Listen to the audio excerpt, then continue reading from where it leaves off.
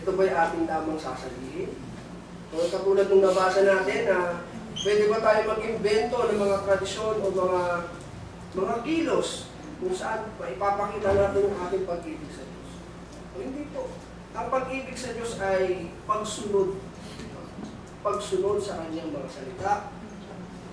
Pagtalima sa Kanyang mga kautusan. Na ating pong mababasa, of course, sa mga kasulatan, sa Scriptures. Wala na po iba. Nothing more na. Ganun po natin iniibig ang Diyos. At kung atin po siyang iniibig, ito po yung ating gantimpala. Ito yung Kanyang inihanda sa atin. Yung buhay na walang hanggan o yung kaligtasan ng ating mga kapatawaran sa ating mga kasalanan. Itong mga bagay na to ay hindi na mystery sa atin, mga kapatid. Yun nga po yung sinasabi ko yun. Misteryo ito sa mga taong walang espiritu ng Diyos. Walang spiritual discernment. Pero sa atin, malinaw natin na iintindihan at tinatanggap ang aral na ito.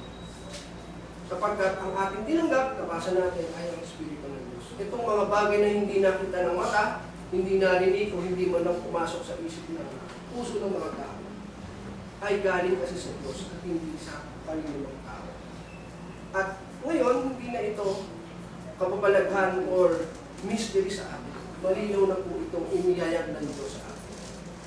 Kaya po naiintindihan natin yung kanyang plano, kung bakit namatay ang kanyang buktong na anak, no? Na kamangmangan sa ibang mga hentil nung panahon po ni Apostol Pablo, sapagkat hindi nila naiintindihan ang mga bagay.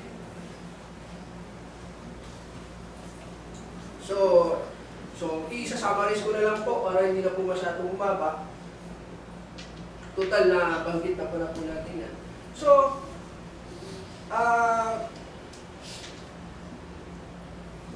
ito po ay, of course, in advantage po sa ating mga nananampalataya. No? Sapagkat atin na po itong naiintindihan. No?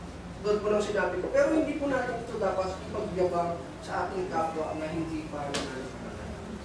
Sapagkat merong, hindi natin ito nakuha sa pamamagitan ng ating sariling effort o sarili nating pag-iisip o kaunungan. Hindi natin ito maipagyayabang sapagkat ito'y kinihayag sa atin ng Diyos. Ito'y ibinigay sa atin ng Diyos. Inihanda sa atin.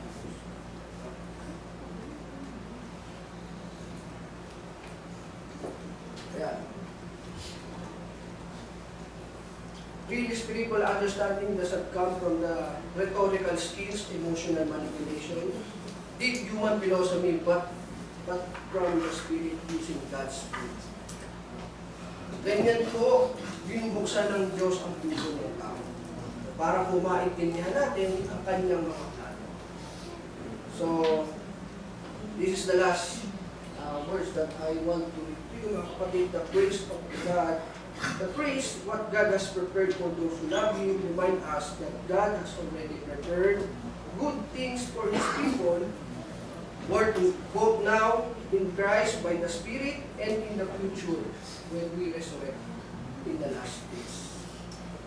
Ito po yung inihayag sa atin sa ngayon. Naintindihan natin ang kanyang plano. Binuksan ng Diyos ang ating mga puso. And in the future, in the last days, tayo naman ay kanyang buhay muli.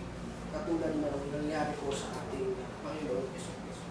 So, yun lang po, mga kapatid. Salamat po sa inyong mga pakikinig. At sana po ay nakapagbahagi ako, nakapagpalakas ng inyong pananampalataya sa ating Diyos at sa ating Panginoon Yesus Cristo.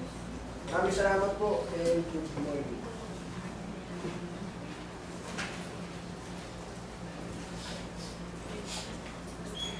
Salamat po sa turang aral na ating sa atin ni Brother Nahu. At bago po tayo patuloy sa ating sermon, tayo po pumunta po kami sa awit sa page 17. Page 17.